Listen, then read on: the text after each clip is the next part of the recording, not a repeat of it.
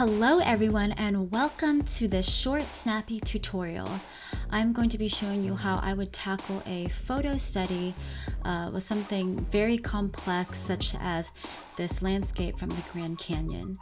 Now I must give credit to this photo from Kwang Ho. He shared these photos and I thought it was so beautiful that I had to just try and paint it for myself. I originally did this painting as a 2-hour demo for my digital mentorship students, but now I want to show you how I would tackle this painting in a shortened version. So as you can see here, first, what I'm doing and what I always do with every painting for sure is that I block out the biggest masses that I see. I'm always focusing on mass over shape first, and the difference between that is that to me the masses in a painting are the biggest, most important shapes, regardless of light or shadow, that comprise your painting. So for example, in this painting right here, I can see that obviously there's that foreground rock that I look at as one mass. And honestly, I can maybe group the ground together, but I'm gonna keep the ground as another mass. And then we have that smaller sort of triangular rock on the left, more so in the foreground, midground as another mass. And then honestly, I could probably group the whole background as another mass. So really I have 1, 2, 3, 4 big masses that I want to keep in mind. And the whole time that I'm creating this painting, I want to make sure that I don't add too many small shapes or too much noise and detail to disrupt those bigger masses. It's always about looking at the bigger whole before narrowing down. Now you might think there's lots of layers of rocks in the back, which there are. You can see a lot of atmosphere happening, but for the sake of grouping, and grouping is so important, I'm going to group that as one mass that's just slightly separated by subtle color temperature shifts. As the rocks get as the rocks recede into the distance, they get a little bit cooler. As you can see, I'm putting down now a slightly cooler purplish red versus a warmer yellowish red for the rocks in the distance that are closer to us. So there's lots of layers to this painting, but regardless of all the layers, it's very important to keep in mind the whole design of your painting. Remember, grouping and simplifying are always going to be your best friends, and those are two important skills that I think are so important to practice and get down.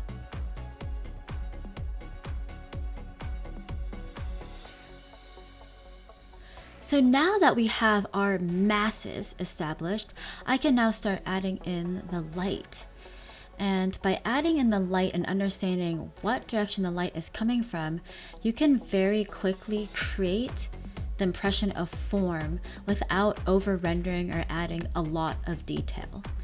So as you can see, the light is coming from the top left, and so that foreground cliff is being just delicately hit by that light, and that's what creates such a beautiful painting, because it's creating this beautiful open sort of lit chasm on the bottom where the ground is, and even the water is capturing a little bit of that reflection. And yes, I picked this painting because there's so much detail, but again, the whole time I'm painting, I'm always thinking about, okay, where is the light coming from? What planes of my rocks are getting hit by the light? What planes are slightly being hit by light but starting to turn in shadow? And what planes are completely in shadow? And what planes are catching the bounce light? I like to think of those 4 kinds of planes when I'm painting. So planes that are in the light and planes that are turned away from the light. Now, when the planes are in the light, you can have planes that are completely facing the light and planes that are starting to turn away from the light, but are still in the light, right? Those are your halftones. And when your form turns into shadow, you have the core shadow, parts of your form or subject matter that are completely in shadow. But then there's some areas that catch bounce light, and bounce light is still part of the shadow. And that's where I see a lot of students that make a lot of mistakes in this area, because they sometimes make the bounce light too bright, too light, and it starts looking like light, like there's some really weird light source coming, and then the painting doesn't make sense. So when you are painting that bounce light, we all love that glow, right? That glow in the rocks. You go to anywhere, Vasquez Rocks, Grand Canyon, the rocks are so orange, right? The ground is so orange and so warm. There's so much reflected light bouncing up. But we have to remember that bounce light or reflected light, they're the same thing. They're always in shadow. So now that I've already established very crude shapes of my light, you can see I've really barely added any detail.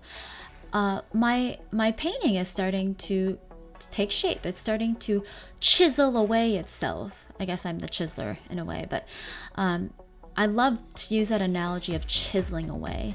I'm chiseling away at my shadow, or maybe I'm adding to my shadow. I'm chiseling away at the light, and maybe sometimes I'm adding to the light. And it's this constant dance that I love to partake in when I'm painting. So while I'm still adding all these smaller shapes, I'm now maybe starting to try to ease into a little bit more complexity. And I never like to really say detail, because I never count myself as one of those people who are really good at painting detail. I'm not. My brain and eyes don't have that. My eyes just glaze over anything super complex, and I go automatically, how can I simplify this? It's just where my brain goes. So by adding all these smaller shapes, I'm adding the impression of complexity, of a little bit more detail, the impression of the grooves that you see in the foreground rocks, very complex. But again, the importance of doing this photo study, and any photo study you might tackle, is not to copy your photo exactly, right? And I like to stress this a lot. You're taking inspiration from the lighting and from the shapes that you see in the photo reference, but you as an artist have responsibility and creativity and free will to tweak as you see fit, right? If you want to simplify something and you think that the photo areas in the photo look too busy, go for it. Who's stopping you? These are creative decisions that you can make and that you should practice making if they service your painting. So that's what I'm going to do, because there's no way I'm going to paint all those little tiny grooves. My brain doesn't want to do it, first of all. And so I don't know if my brain can guide my hands that well if my brain doesn't want to do it. But I'm still going to, capture the impression and the essence of the rock.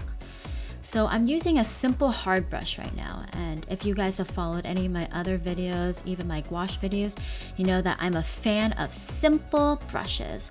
Simpleness, I believe, nurtures creativity, and you can create such beautiful paintings with such a simple brush that doesn't have any texture sometimes doesn't even have any opacity, and you're forced to choose colors of the correct value.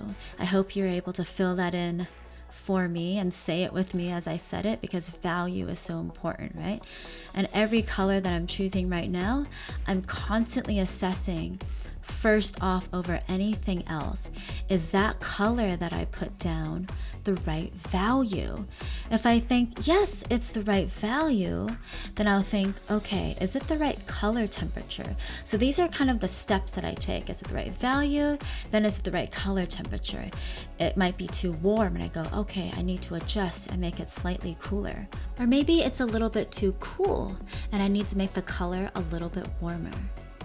So once you understand and are able to see what adjustments you need to make in the value and temperature of your color, you are well on your way to being able to paint many different things, because you're understanding how important the value of a color is, and then how important the temperature of a color is for where you put it in the light or shadow of your painting. And of course, understanding that along with how light affects form is really going to be the key to practice your skills in painting anything. And speaking of how light affects form, let's take a look at this a bit more.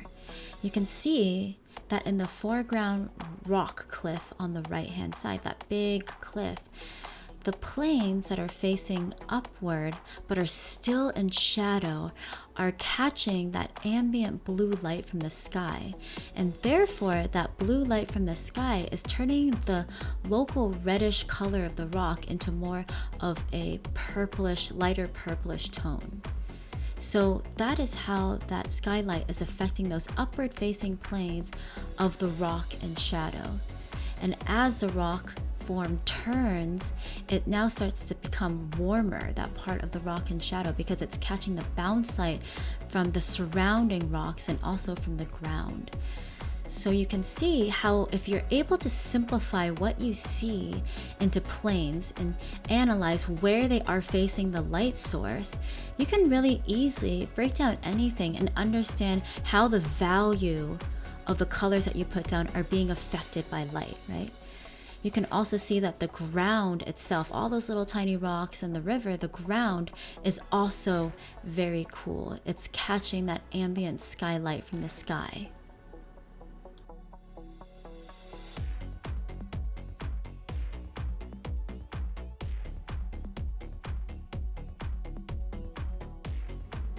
So as you can see, by this stage, I have my most important masses established. I have my main design of light and shadow established. And now I can start playing with a little bit of texture, a little bit of fun nuances in the strokes that I'm putting down, and really bring the painting to life that way. But please note that I would never do this and jump to this step if I didn't have my previous steps locked down. If I didn't know where my light was coming from, if I didn't know what my biggest, most important masses were so that I could break those masses down into smaller light and shadow shapes, I would basically be constructing a building without any of the steel framework, right? It would just crumble at the end, and then you would have spent all that time for nothing. So really make sure and take the time to plan out your painting from the ground up before jumping to all the juicy stuff. I know a lot of times in digital painting, people love to play around with the brushes. Right now, as you can see, I was using a jitter brush that gives me a little bit of color jitter. But even that, I can overuse that too much, and then that can overpower the painting. So at this stage, when I'm using a couple more brushes to figure out some texture, to soften some edges using different brushes, I am not forgetting my overall design. I never want to forget that. And what I'll do a lot of the times is that I will overwork my painting, sometimes purposely, sometimes because I didn't step back enough and take the time to look at my painting from far away and see what I could take out. But a lot of times when I find that I have overworked my painting, that gives me good intel for what I can strip back. At this stage, I will often add way too many shapes, so it starts to look really noisy, and I'm not a fan of that. I'm always a fan of having simplicity and complexity in different parts of your painting. And I might have said this before in my other tutorials, but I largely look at it as a tug-of-war game. On one end is simplicity, on the other end is complexity. And I'm constantly thinking, and I'm on both ends, I'm constantly thinking, okay, which end do I need to pull harder on now? I think I need to simplify more. Okay, now I need to add a little bit more complexity. And it's always how, and while I'm pulling both ends, I'm trying to think about how I can build my painting up in a balanced way, so that in the end, it's a great balance of simplicity and complexity. So I'm just refining my light and shadow shapes right now. And you can see I'm going back between a few different brushes. Sometimes the good old hard brush just does the trick, and I love the hard brush. I actually love that more than any kind of cool, more textured brush. You can just see how versatile and how reliable it is, right? It gives you the color you put down. You don't have to worry about any uncontrollable texture that I might have put down without wanting to. And it's really great to use to just carve out my shapes more with more intention and more precision.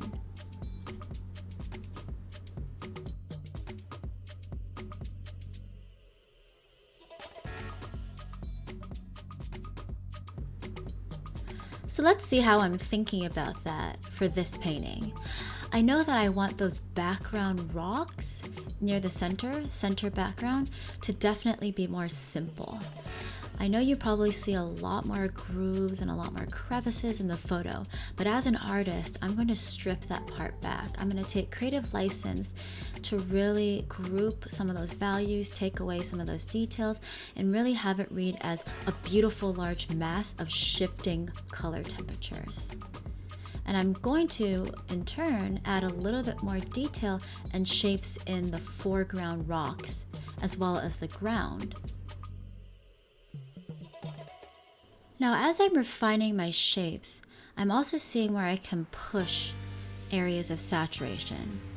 Now, if you know me, I'm not a fan of paintings that have loud saturation everywhere. I always like to juxtapose it with neutral grays, which I have a couple videos on that, so you should check them out as well. But right now what I'm doing is seeing where I can push that glow, that morning glow a little bit, and also where I can push the saturation of the bounce light just a teeny bit. So as I'm refining this painting more and more, it becomes more and more about those micro adjustments, right? I'm not making as big, gestural brushstrokes. Sometimes I am, but then I will refine that. And in terms of brushstrokes, when I'm putting down my brushstrokes, I'm trying to put it down in the direction of the motion of the rock that I feel. For an example, the rock in the foreground on the right, it has a gestural motion that comes from the top right corner down to the center of the painting, right? It's not going the other way. All the rocks definitely have that energy, that motion. And so in order to capture that, I want my brushstrokes to mimic that motion. And that's how I'm going to capture that energy, right? A lot of times people ask me, how do you create energy in your paintings? How do you create such looseness? And I'm also thinking about the direction of my brushstrokes, right? To create that so-called looseness, although it's not really looseness in a sense. With looseness, I'm more thinking about how I compare my simplicity with my complexity. But if I pay attention to the direction of my brushstrokes, and they're all convening towards the focal point, which is the center, lower third of my painting, then I can definitely direct the viewer's eye better that way to where I want them to look. So I'm also thinking about that. The rocks in the back, I have more of a downward motion, right? So that they can all point towards the center. So when you're putting down your brushstrokes, don't just try to haphazardly put brushstrokes everywhere in every direction for the sake of being loose and gestural, right? I never like to put down anything without asking myself why. And that's a question that I encourage you to ask yourself as well. Why did I just put that down? Does it help the painting? Or does it take away from the painting? Does it make sense with the light direction? Is it breaking my form? All those questions are very important and helpful questions to ask yourself to create a better painting. So even though it may not seem like it, I am definitely asking those questions in my head all the time. And you can see that it's all about subtlety, right? As I reach this stage, it's really all about controlling the values. And now what you're going to see me do is add some characters, because this painting is really asking for it. It can just be a beautiful landscape by itself, and I'm not one to add characters in all my paintings, but really when you do, I can say that it just adds a sense of connection to the viewer in the painting, and in this case, it also adds a great sense of scale. You can see now that I've added some tiny people at the bottom, it really makes those rocks feel that much bigger, right? And so having that comparison is so important. It's one thing just to paint a nice landscape, and I always like to think that if I can add a character, which I don't always, and I definitely need to encourage myself to do more of, it can really bring your painting to the next level. So what I did was to cheat and to save some time, I took a previous horse rider from another Grand Canyon inspired painting that I did, and I just copy and pasted it over. That is the benefits of Photoshop and digital painting, right? Use those cheats sometimes. If you know how to use those cheats and make it work for your painting, there's nothing wrong with that, right? And so now what I'm doing is I flip the characters and I'm just seeing how I can make it work for my painting. Obviously, I can't just quite copy and paste because the lighting is a little bit different. So now I'm adjusting that area around the characters to really figure out how to make them pop. You can see that in the reference image, there are those little tiny characters walking, but I wanted to give it a little bit more of a story. I wanted to make them on horseback to really make it feel like they are traversing new grounds and entering into this beautiful, rock face that they're gonna find something so beautiful around the bend. Whatever your story may be, make sure your characters support that story as well. So I've changed the characters now. I decided to make them facing away from us. So that really looks like they're going into the void, right? Into the beautiful void. Before it looked like she was kind of staring at the rock, and that didn't quite make sense to me. So now I've just sort of changed it so that they're all facing at an angle, the characters. And now it's about making more and more of those little micro adjustments so that we can really see what is working and what can be taken away from the painting. And there you have it. Here's the final painting. As you can see, I made it a lone rider, touched up some small things here and there, but I am really happy with how it turned out overall. Thank you so much for watching this tutorial, and I will catch you in the next one.